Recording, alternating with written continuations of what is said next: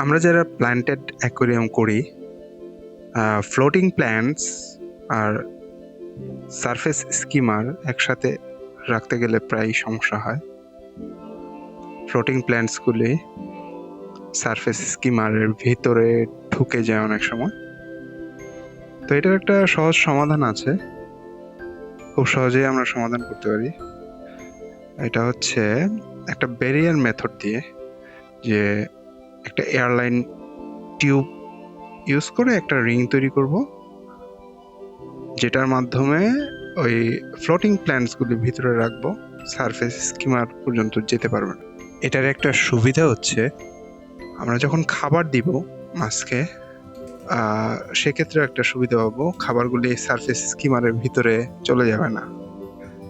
তো এই জিনিসটা খুব ইন্টারেস্টিং লেগেছে, তাই আপনাদের সাথে শেয়ার করলাম। ব্যাপারটা খুব easy but very much effective, তো বেশ কাজে দিচ্ছে জিনিসটা। তো এখন এই মেথড ব্যবহার করে আমরা একই সাথে আমার ফ্লোটিং প্ল্যান্টস এবং স্কিমার দুইটাই খুব ভালোভাবে অ্যাকোয়ারিয়ামে রাখতে পারবো।